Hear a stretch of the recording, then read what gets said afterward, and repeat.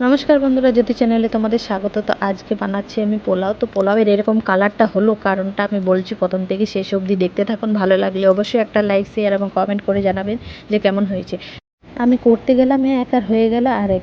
তো চলুন, প্রথমে আমি চালটাকে ভিজিয়ে রেখেছিলাম আধ ঘন্টার জন্য। তো আমি 500 গ্রাম চাল নিয়েছি।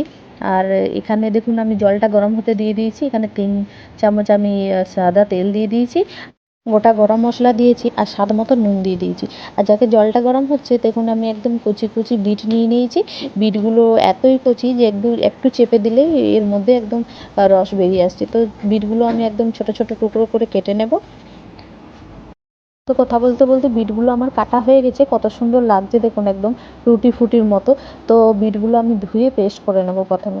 তো খুব মিহিনভাবে আমি পেস্ট করে নিয়েছি সামান্য জল দিয়ে। তো দেখুন একদম ভেলভেটের মতো দেখাচ্ছে।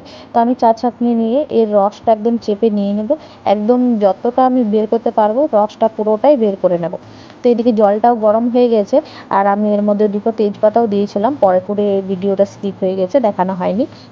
চালটা দিয়ে দিয়েছি জলের মধ্যে।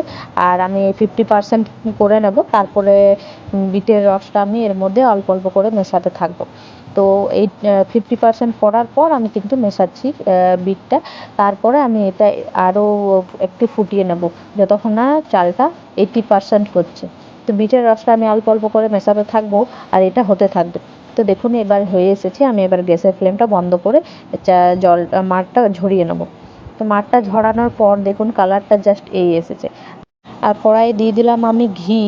আর তারপরে ঘি দেওয়ার পর আমি এখানে ক্যাপসিকাম আর কাজু কিশমিশ দিয়ে দেবো ভাজার জন্য। তো আমি কালারটা জাস্ট পোলাওয়ের পিঙ্ক করতে গিয়েছিলাম, কিন্তু পিঙ্কের বদলে কালারটা অন্যই চলে এসছে। তো বন্ধুরা, খেতে কোনো খারাপ হয়নি। যেরকম পোলাওয়ের ভালো টেস্ট, একটা একটা খুব সুন্দর ক্যাপসিকামের ফ্লেভার চলে এসছে এর মধ্যে। তো আপনারা বানিয়ে দেখবেন, অবশ্যই খুবই ভালো লাগবে। তো দেখুন কাজু কিশমিশটা ভাজতে ভাজতে ভাজতে ভাজতে যখন কিচমিচটা ফুলে উঠবে, তখন এটার গ্যাসের ফ্লেমটা আমি বন্ধ করে দেবো। আর গরম থাকা অবস্থাতে আমি চালটার সঙ্গে মিশিয়ে দেবো, মানে ভাতটার সঙ্গে। তো দেখুন আমি মেশাতে থাকছি অল্প অল্প করে। আর একটু উজলে উজলে পুরোটাই ভালোভাবে মিক্স করে নেব।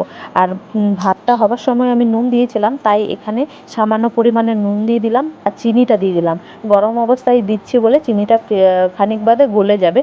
তো তারপর খুব ভালোভাবে মিক্স করে নিয়েছি ঝাঁকিয়ে। তো দেখুন এই রকম পর্যায়ে এসেছে।